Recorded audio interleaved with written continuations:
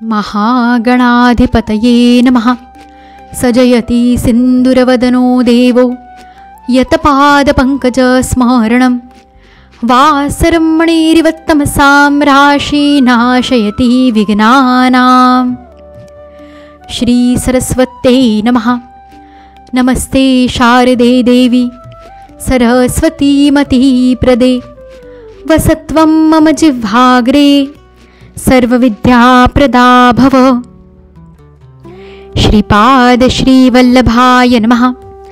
कृते जनार्दनो देवश्रितायां रघुनन्दनः द्वापारे रामकृष्णौ च कलौ श्रीपाद श्रीवल्लभः। ॐ नमो भगवते वासुदेवाय। श्रीकृष्ण गोविन्द हरे मुरारी हे नाथ नारायण वासुदेव प्रद्युम्न दामोदर विश्वनाथ मुकुन्द विष्णो भगवन् नमस्ते।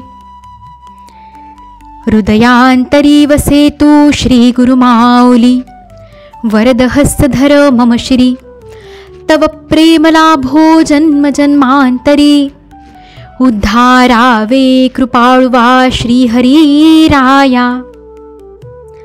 अथ पंचमोऽध्यायः धुंदुकारीचा प्रेतयोनीत जन्म आणि तीतून उद्धार।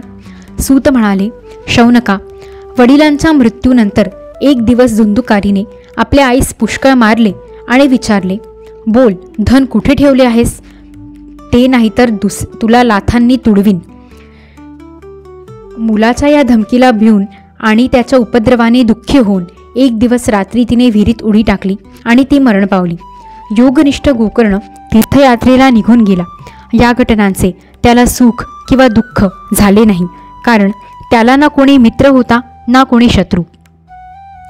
धुंदुकारी 5 वेश्यांसह घरात राहू लागला। त्यांच्यासाठी भोग सामग्री मिळवण्याच्या चिंतेने त्याची सद्बुद्धी नष्ट झाली आणि तो अत्यंत क्रूर कर्मे करू लागला। एक दिवस त्या वेश्यांनी त्याच्याकडे पुष्कळसे धन मागितले। कामांध झालेल्या त्याला मृत्यूचे विस्मरण झाले होते। दागिने मिळवण्यासाठी तो घराच्या बाहेर पडला। इकडून तिकडून चोरी करून धन घेऊन तो घरी आला आणि त्याने त्यांना किंमती वस्त्रे आणि पुष्कळ दागिने आणून दिले। चोरीचा पुष्कळ माल बघितल्यावर रात्रीच्या वेळी वेश्यांनी विचार केला की हा नेहमीच चोरी करतो, तेव्हा एखाद्या दिवशी त्याला राजा निश्चितपणे पकडेल। राजा निश्चितच याचे धन जप्त करून याला मृत्यूदंडाची शिक्षा देईल। तर मग आपणच धनाचे रक्षण करण्यासाठी गुप्तरूपाने याला का मारू नये?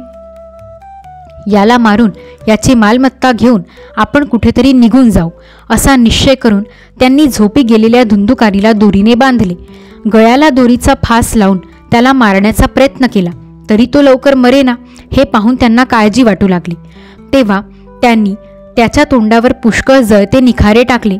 त्यामुळे अग्निज्वाळांनी भाजून तो तडफडून मृत्युमुखी पडला। त्यांनी ते शरीर एका खड्ड्यात पुरून टाकले। बहुधा स्त्रिया धाडसी असतात। त्यांच्या या गुप्त कृत्याचा कोणालाही पत्ता लागला नाही। लोकांनी विचारल्यावर त्या सांगत की आमचा प्रियकर पैशाच्या लोभाने यावेळी परदेशी गेला आहे, वर्षभरात तो परत येईल। शहाण्या पुरुषांनी दुष्ट स्वभावाच्या स्त्रियांवर कधीही विश्वास ठेवू नये। जो मूर्ख त्यांच्यावर विश्वास ठेवतो त्याला शेवटी दुःखी व्हावे लागते। ज्या स्त्रियांनी अमृताप्रमाणे वाणी कामी पुरुषांच्या हृदयात प्रेम निर्माण करते, त्यांचे हृदय धारधार सुरीप्रमाणे तीक्ष्ण असते, अहो या स्त्रियांना कोण प्रिय आहे? धुंदुकारीची सर्व संपत्ती घेऊन अनेक पुरुषांकडे जाणाऱ्या त्या वेश्या दुसरीकडे निघून गेल्या। आपल्या कुकर्मांमुळे धुंदुकारी भूत योनीत गेला। तो वावटळीच्या रूपाने 10 दिशांना भटकू लागला। थंडी, उष्णता, तहान, भूक यांनी व्याकुळ होऊन तो हाय दैवा हाय दैवा असे ओरडत असे, परंतु त्याला कुठेही आश्रय मिळाला नाही। काही कालांतरानंतर धुंदुकारीच्या मृत्यूचा समाचार लोकांमार्फत गोकर्णाच्या कानी गेला। तेव्हा धुंदुकारीला अनाथ समजून गोकर्णाने त्याचे गयाक्षेत्री श्राद्ध केले आणि ज्या ज्या तीर्थक्षेत्रावर तो जात असे तेथे त्याचे श्राद्ध अवश्य करीत असे। या प्रकारे फिरत फिरत गोकर्ण आपल्या नगरात परतला आणि रात्रीच्या वेळी कोणाच्याही दृष्टीस न पडता सरळ आपल्या घरच्या अंगणात झोपण्यासाठी गेला। आपल्या भावाला झोपलेला पाहून मध्यरात्रीच्या वेळी धुंदुकारीने आपले भयंकर रूप त्याला दाखविले। तो कधी बोकड, कधी हत्ती, कधी रेडा, कधी इंद्र, तर कधी अग्नीचे रूप धारण करू लागला. शेवटी तो मनुष्याच्या रूपात प्रगट झाला. त्याच्या या वेगवेगळ्या अवस्था पाहून गोकर्णाने निश्चय केला की हा कोणीतरी दुर्गती प्राप्त झालेला जीव आहे. तेव्हा त्याने धैर्यपूर्वक त्याला विचारले. गोकर्ण म्हणाला, तू कोण आहेस? रात्रीच्या वेळी अशी भयानक रूपे का दाखवित आहेस? तुझी अशी दशा कशी झाली? तू प्रेत आहेस, पिशाच्च आहेस का कोणी राक्षस आहेस? ते मला सांग तर खरे. सूत म्हणाले, गोकर्णाने असे विचारल्यावर तो एकसारखा जोरजोराने रडू लागला. त्याला बोलता येत नव्हते म्हणून त्याने केवळ खुणा केल्या. तेव्हा गोकर्णाने ओंजळीत पाणी घेऊन ते अभिमंत्रित करून त्याच्यावर शिंपडले. त्यामुळे त्याच्या पापांचे काहीसे परिमार्जन झाले आणि तो बोलू लागला. प्रेत म्हणाले, मी तुझा भाऊ आहे. माझे नाव धुंदुकारी. मी आपल्याच दोषाने माझे ब्राह्मणत्व नष्ट केले. माझ्या कुकर्मांची गणतीच नाही. मी मोठ्या अज्ञानातच वावरत होतो, म्हणूनच मी लोकांना पीडा दिली. शेवटी वैश्यांनी मला हाल हाल करून मारले, म्हणूनच मी प्रेत योनीत येऊन ही दुर्दशा भोगीत आहे. आता दैववशात माझ्या कर्मांचे फळ म्हणून केवळ वायुभक्षण करून जगत आहे.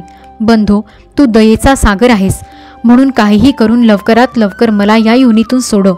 गोकर्णाने धुंदुकारीचे सर्व बोलणे ऐकले आणि तो त्यास म्हणाला. गोकर्ण म्हणाला, बंधो, मी तुझ्यासाठी विधीपूर्वक गयाक्षेत्रात पिंडदान केले, तरीसुद्धा तुझी प्रेत योनीतून मुक्तता कशी झाली नाही याचेच मला आश्चर्य वाटते. गयाश्राद्धामुळेही तुझी मुक्ती झाली नसेल तर आता दुसरा कोणताही उपाय नाही. तू आता मला सविस्तरपणे सांग की मी आता काय करावे. प्रेत म्हणाले, शेकडो गयाश्राद्धे करूनही माझी मुक्ती होऊ शकणार नाही. तू आता यासाठी दुसरा कोणता तरी उपाय शोधून काढ. प्रेताचे हे म्हणणे ऐकून गोकर्णाला मोठे आश्चर्य वाटले. तो म्हणाला, जर शेकडो गयाश्राद्धे करूनही तुझी मुक्ती होणार नसेल तर मग तुझी मुक्ती केवळ अशक्य आहे. हे प्रेता, आता तू निर्भय होऊन आपल्या स्थानावर राहा.